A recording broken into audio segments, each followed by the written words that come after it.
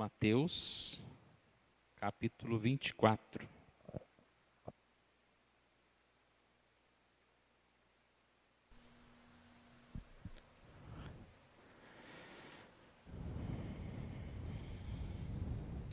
Vamos ler apenas os versos 29 a 31. Gostaria que os irmãos lessem em casa esta passagem de Mateus 24. Nós vamos estudar em outros momentos. Mateus 24, versículos 29 a 31. Logo em seguida, a tribulação daqueles dias, o sol escurecerá, a lua não dará a sua claridade, as estrelas cairão do firmamento, e os poderes dos céus serão abalados. Então aparecerá no céu o sinal do Filho do Homem. Todos os povos da terra se lamentarão e verão o Filho do Homem vindo sobre as nuvens do céu com poder e muita glória. E ele enviará os seus anjos com grande clangor de trombeta, os quais reunirão os seus escolhidos dos quatro ventos, de uma a outra extremidade dos céus.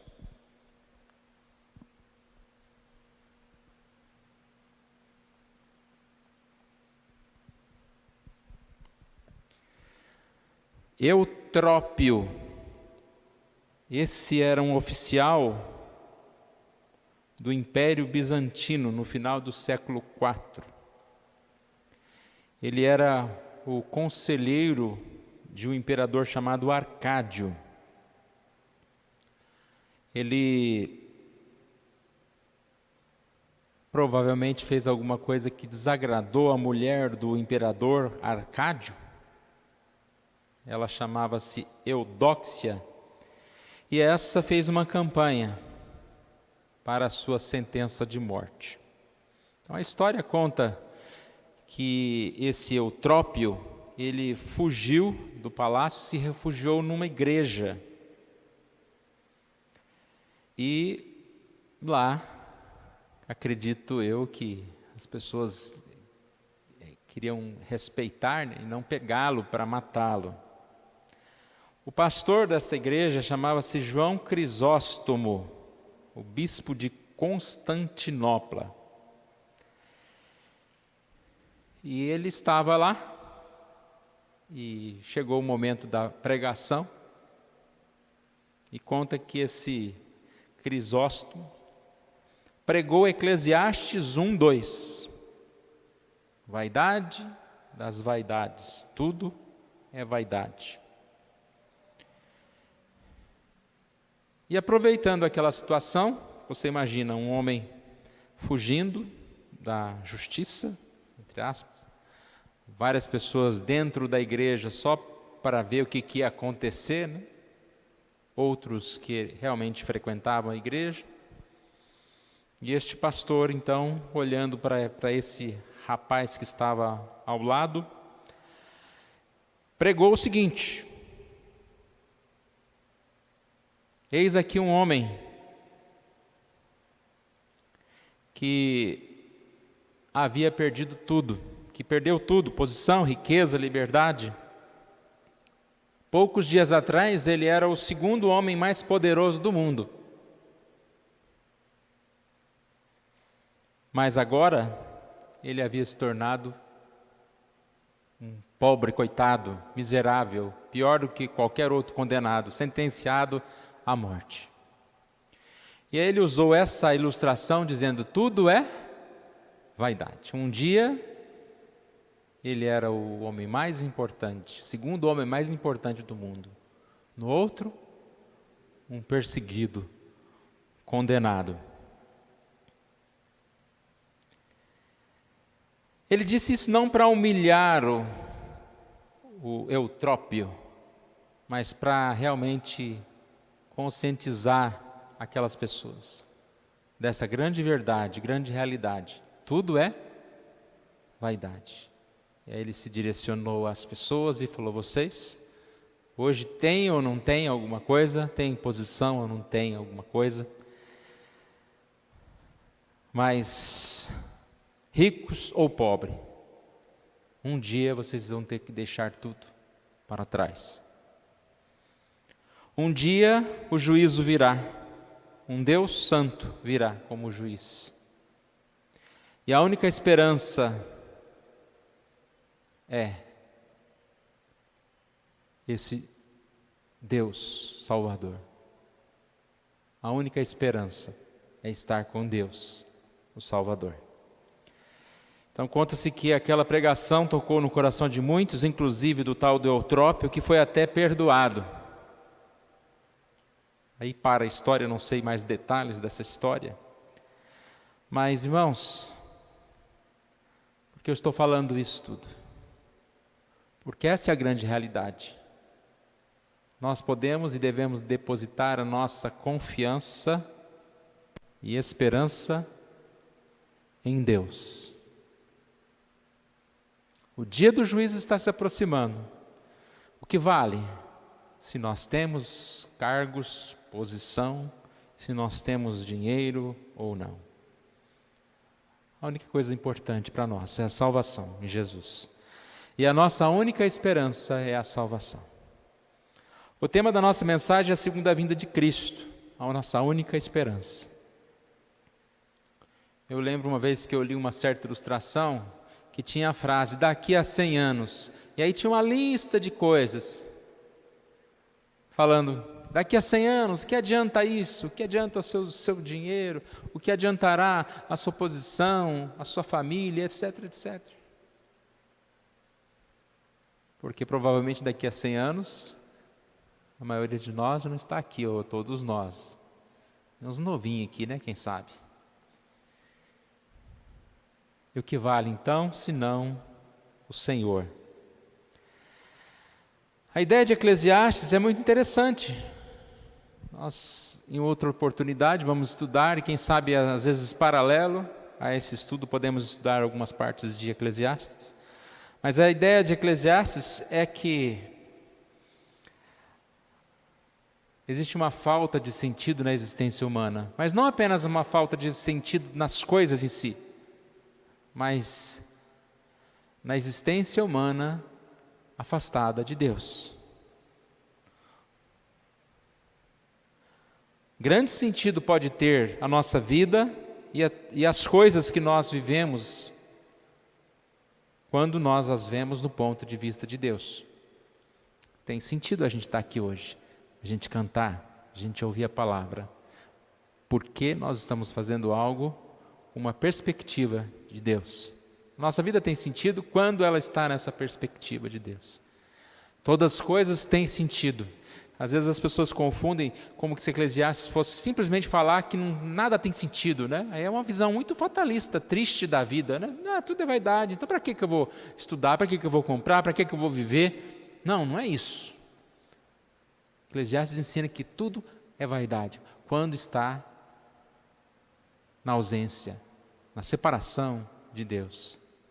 Quando as coisas são buscadas para preencher o vazio existencial, para preencher a vida, e sim, tudo é vaidade. Eu estava pensando a respeito de o que nós deveríamos estudar, nós poderíamos estudar, e entre algum livro da Bíblia, eu tinha uma mensagem que eu estava pensando a respeito do juízo final, e depois eu pensei a respeito da segunda vinda de Cristo. E a opção por esse estudo da segunda vinda de Cristo está um pouco relacionada com a nossa mensagem de escola dominical, que nós tivemos aqui com o nosso pastor visitante, o Daniel. É interessante como um pastor fala da Bíblia, e às vezes a gente fica assim, pensando, não sei, não tenho ideia.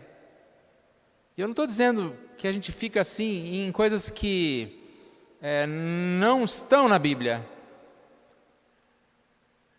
A gente fica assim por falta realmente de estudo, porque está na Bíblia, porque a Bíblia fala sobre essas coisas. de espantar o número de textos bíblicos que falam a respeito da segunda vinda de Cristo. E se a gente começar a falar sobre a segunda vinda de Cristo, a gente às vezes não tem muito argumento. A gente lembra que existem sinais, as guerras, que existem as doenças. A gente lembra que Cristo vai voltar. Mas tem muita coisa na Bíblia que a gente pode aprender. E é claro que a mensagem que eu vou falar para os irmãos não vai abranger tudo isso, mas eu senti no desejo da gente estudar um pouquinho, uma mensagem de sequência de temas. Então, podemos estudar agora a segunda vinda de Cristo, depois o juízo final, e assim, o livro de Eclesiastes. Vamos ver o que vai, assim Deus vai dirigindo para nós estudarmos. Por quê, irmãos? A segunda vinda de Cristo é a parte mais importante da história. Pensa na história. Poderíamos dizer que a vinda de Cristo foi um evento importante, mas já passou, né? A morte e a ressurreição de Jesus. Dentro desse período, dentro da história, um momento mais marcante que estamos aguardando é a segunda vinda de Cristo. Não há nada mais assim pontual, importante para nós pensarmos, para nós estudarmos, para nós conhecermos. E esse tema, a segunda vinda de Cristo, é nossa esperança.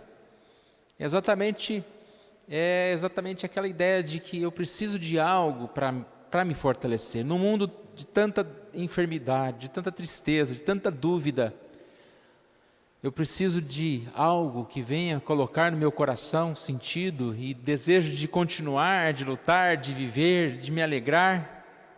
E nada mais importante do que a segunda vinda de Cristo. A Bíblia diz que nós devemos nos atentar mais para as coisas que não se veem. As que se veem são temporais, as que se não veem são eternas. E esta é uma das coisas que nós não vemos, mas é muito importante para nós, porque é real. A esperança que nós temos na fé em Jesus. É a parte mais importante da história. A história, como a gente sempre fala, ela é uma história, digamos assim, certa, linear. Os acontecimentos têm propósito. Tudo está ordenado por Deus. Algumas pessoas tentam entender que a história ela é cíclica, ou seja, que ela é uma repetição de eventos. Os gregos pensavam assim. E realmente é uma repetição de eventos, mas ao mesmo tempo é algo que vai crescendo. A história ela está se desenvolvendo, ela não está rodando, não está em roda. Ela está desenvolvendo para chegar no ponto culminante da segunda vinda de Cristo. Alguns entendem que a história é uma caminhada de desastre. Isso dizem os existencialistas modernos. Estamos caminhando para o caos, para o fim. E às vezes parece, né? Parece que está tudo piorando, parece que está tudo desandando. Mas não, irmãos, a história não está caminhando para a destruição. Pelo contrário, ela está se formando para o grande dia final. E aí, estudando a segunda vinda, os sinais da segunda vinda, a gente já vai percebendo como cada um desses acontecimentos fazem parte daquilo que a palavra de Deus mostra para nós. A história caminha para uma consumação, onde a vitória será de Cristo e da sua igreja. Isso que nos traz esperança. Isso que nos faz perseverar na igreja do Senhor Jesus, nos caminhos de Deus.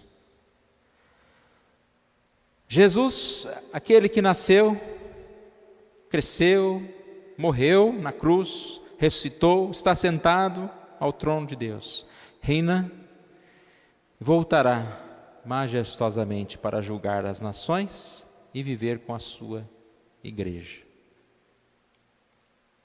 Nós podemos conhecer mais, podemos ter esse tema como algo importante para nós,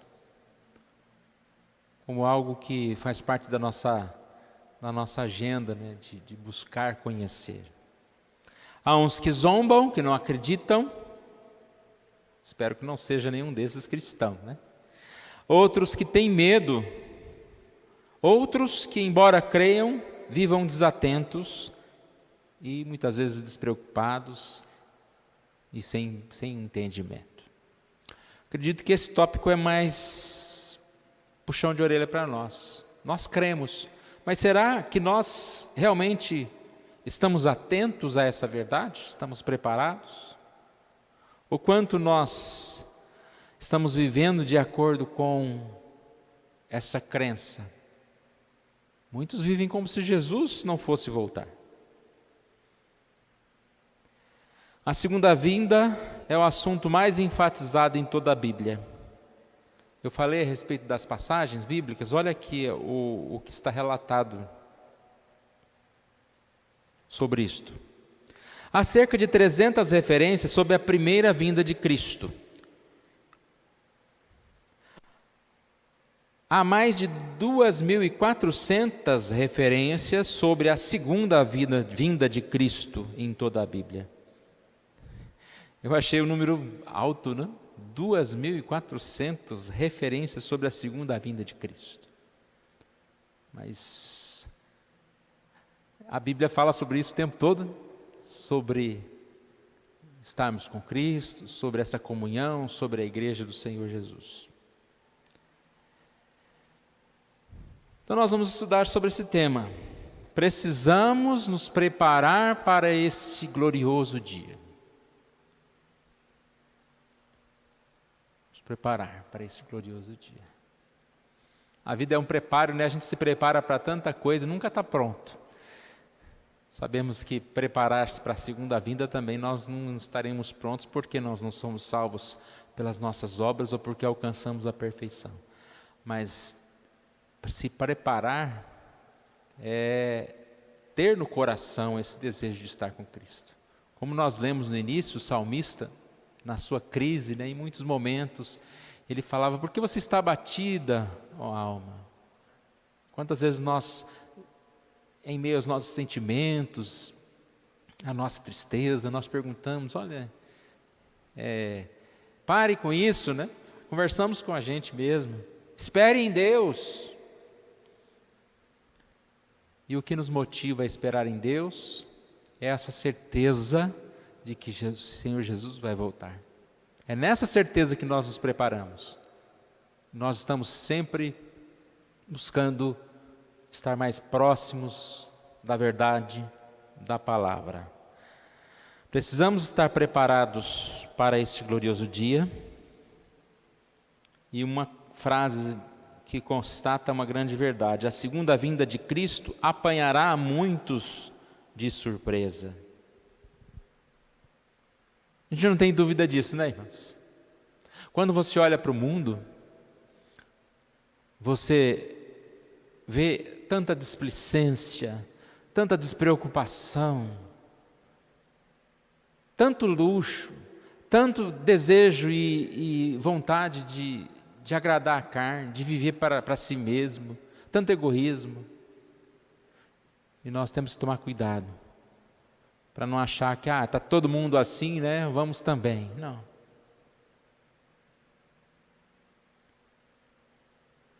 Muitos serão pegos de surpresa.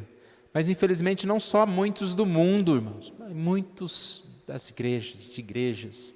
E aí não compete a nós julgar a denominação tal, a irmão tal, a prática tal, porque nós não sabemos. Mas sabemos que existem em vários lugares, né? Se não quase todos os lugares, onde há reunião de cristãos, pessoas que estão ali, mas não estão ali. É a igreja militante, mas não será a igreja triunfante, né? A igreja visível, mas não a igreja invisível. Nós temos que alertar aqueles que pudermos, mas principalmente dia a dia, fazer essa análise na nossa própria vida, né? O quanto nós estamos preparados para a vinda do Senhor Jesus. A segunda vinda de Cristo, nossa grande esperança. Principalmente, nós vamos estudar esse livro, é um livro do reverendo Hernandes Dias Lopes, que tem esse título, A Segunda Vinda de Cristo, Nossa Grande Esperança. Esse livro, na Amazon, ele custa R$18. Se alguém quiser comprar, entra lá no site lá. Se alguém quiser ajuda, eu posso comprar. Vale a pena. Acho que não é um livro muito grosso.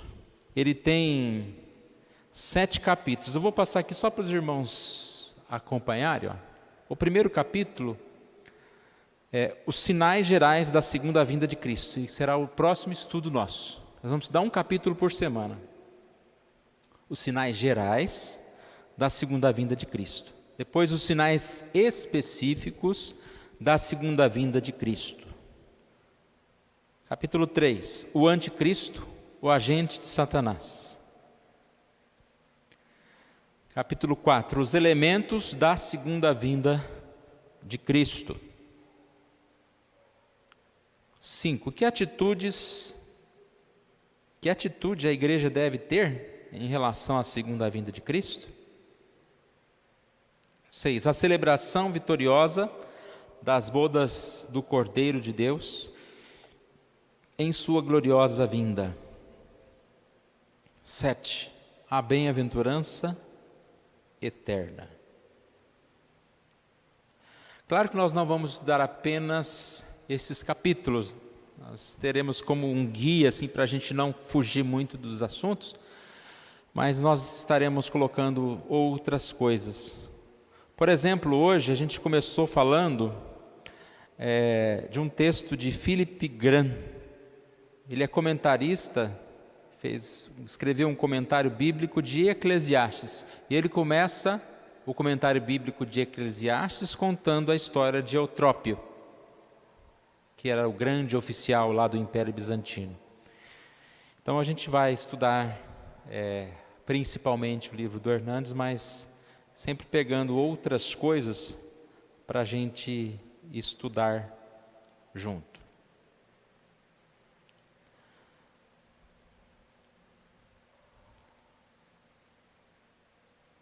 Deixa eu voltar aqui o meu papel.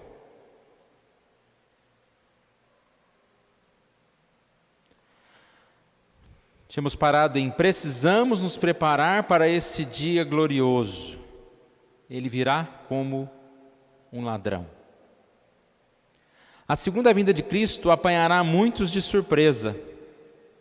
Homens estarão vivendo despercebidamente, como uma geração que foi destruída pelo dilúvio e como as cidades de Sodoma e Gomorra, que foram varridas do mapa pelo juízo. Agora é hora de se preparar. Agora é tempo oportuno de corrermos para Deus e nos rendermos ao seu Filho. Hoje é o dia da salvação. Hoje é o dia oportuno para reconciliar-se com Deus. Quanto mais nós enxergamos sinais da segunda vinda, mais nós enxergamos a necessidade de nos preparar. Não é verdade? Se você vê o céu se fechando, vê o tempo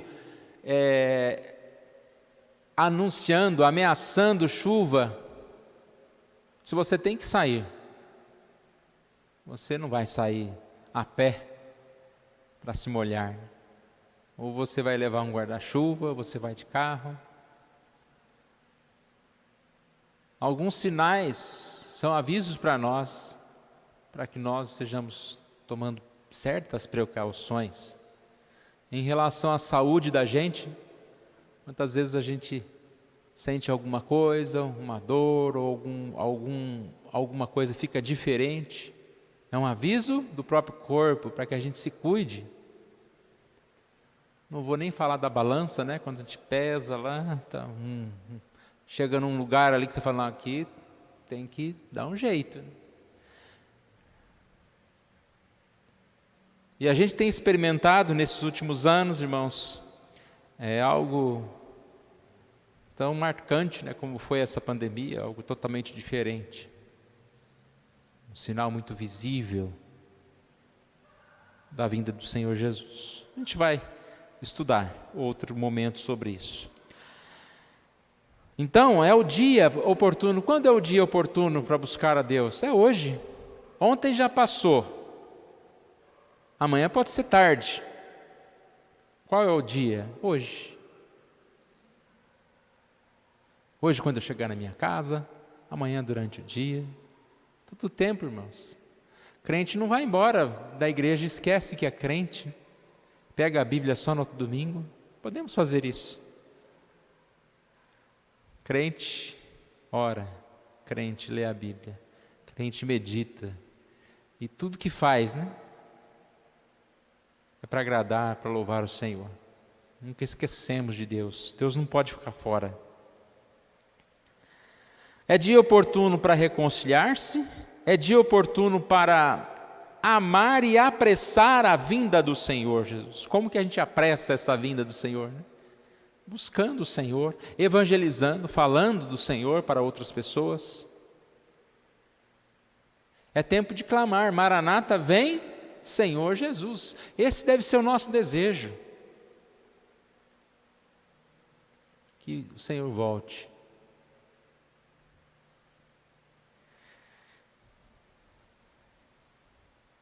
Mas para isso nós precisamos estar preparados. A segunda vinda será um dia de trevas para aqueles que estão despreparados, para aqueles que estão ausentes, mas também será um dia de gozo inefável, de alegria para os remidos no Senhor Jesus. Um dia de trevas, porque a segunda vinda de Cristo, Ele virá como um juiz, Ele não virá mais como um advogado defensor, como alguém para livrar, para salvar. Ele virá como juiz. É o dia também do juízo. Não haverá mais tempo para arrependimento. O tempo é agora. Então muitos naquele dia estarão perdidos. A Bíblia fala que pessoas chegarão a desejar a morte, mas a morte fugirá deles. Eles terão que comparecer perante aquele cujos olhos são como chamas de fogo.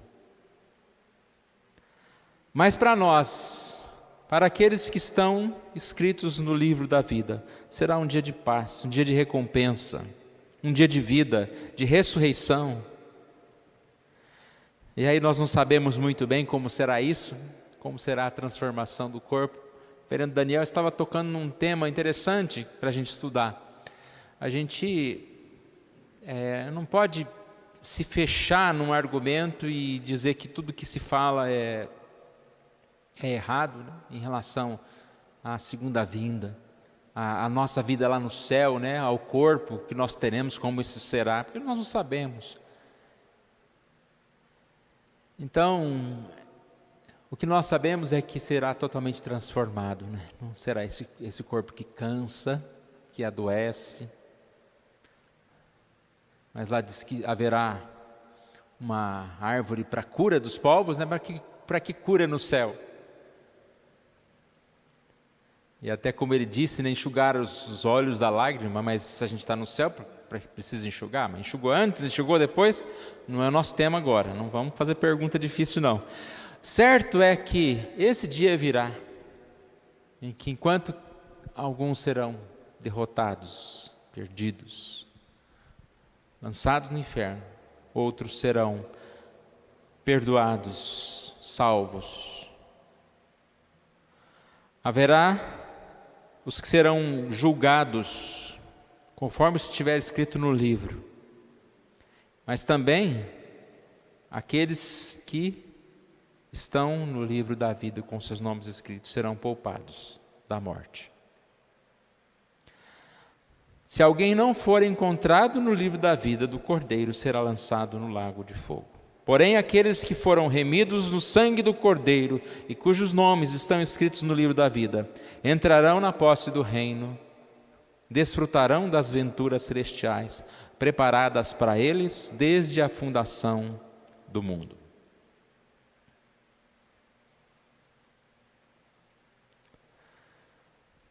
segunda vinda de Cristo, irmãos, como nós começamos o estudo, é o ponto culminante, é o ponto principal da história. E é no ponto principal da história que a nossa mente, que os nossos olhos têm que estar focados. Tudo que acontece nesses intermeios são importantes, mas o que a gente tem sempre é ter esse ponto principal da história na nossa mente. A gente tem uma série de pontos da história, né?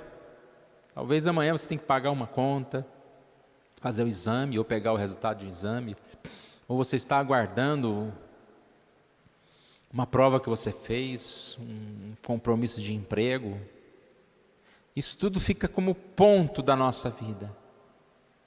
Mas nenhum desses pontos deve ocupar-nos a ponto de a gente simplesmente ficar ansioso e sempre focado naqueles outros demais coisas. Se a gente tem sempre nossa esperança em Cristo, a gente vai ter maior facilidade de lidar com cada acontecimento na nossa vida. E são tantos. São tantos.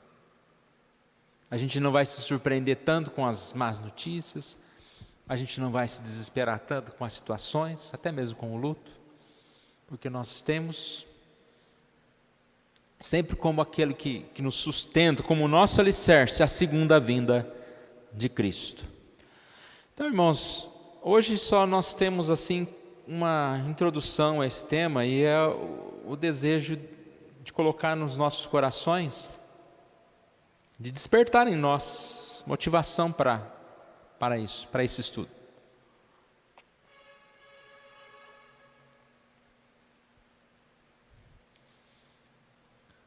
E que assim a gente possa, nessas 7 semanas, estar aprendendo um pouquinho mais, guardando um pouquinho mais. A gente tem essa oportunidade de estudar. Vamos aproveitar, irmãos, as oportunidades que nós temos. Uma oportunidade rica, né, de estudar a palavra de Deus. Então, olha, opções que a gente tem. Vários textos bíblicos, depois a gente pode anotar alguns textos e mandar para os irmãos. O livro do Reverendo Hernandes, para a gente não ficar em muitos livros. As mensagens que nós estamos falando aqui, elas ficam gravadas também na internet. A gente cria uma chamada playlist com o tema Segunda Vinda, então a gente pode estudar esses temas. Mas principalmente que a gente possa estar colocando em oração nas nossas vidas,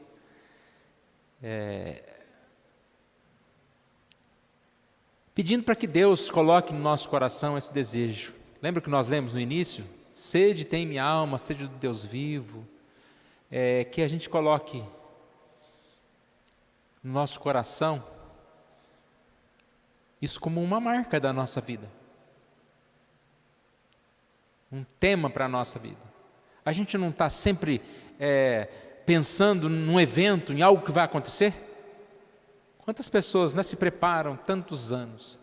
E naquele ano lá, vou casar em dezembro. Naquele ano só pensa no casamento, só fica pensando e arrumando e comprando e pensando, porque vai acontecer algo importante. O estudante, o atleta, diz que alguém que vai competir numa Olimpíada tem que ficar, 4 anos treinando, 4, 5 horas por dia, para uma prova de às vezes 10 minutos, 10 segundos, 1 minuto, sei lá quanto. Se prepara para aquilo. Para o que nós estamos nos preparando? Qual é o nosso evento mais importante? Qual é o evento mais importante da história? Esse todos nós vamos participar, que é o dia da segunda vinda de Cristo Jesus. Vamos orar? Pai querido, nós agradecemos a Ti por essa oportunidade que o Senhor nos dá de estarmos em Tua casa nesta noite. Agradecemos a Ti, ó Deus, porque o Senhor Deus nos deu a oportunidade de escolher esse tema e realmente pensar, ó Deus, a respeito do quanto a Tua palavra, ó Deus, nos ensina. Às vezes a gente tem as nossas mãos as instruções, os textos, mas nós não paramos para meditar neles, nós não estudamos mais profundamente, meditamos neles, ó Deus. Ó Pai amado, que o Senhor Deus dê clareza à minha vida como aquele que vai ensinar, mas em cada um de nós também, ó Pai, o desejo de aprender, de estudar mais, até mais do que isso que nós estamos passando aqui nas semanas, e que o Senhor coloque no nosso coração este desejo de estudar mais, e assim, ó Deus, lembrarmos que o Senhor Jesus é a nossa única esperança. Que possamos esperar em Ti, ó Deus, mais do que em qualquer outra coisa que esse mundo tem a oferecer, Deus. Que possamos descansar no Senhor, Deus. E assim, dia a dia, viver na Tua paz, ó Deus.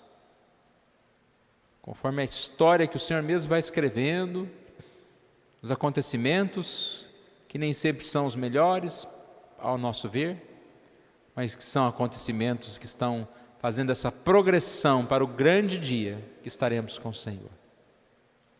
Obrigado a Deus pelos irmãos, por esse momento nós oramos em nome de Jesus. Amém.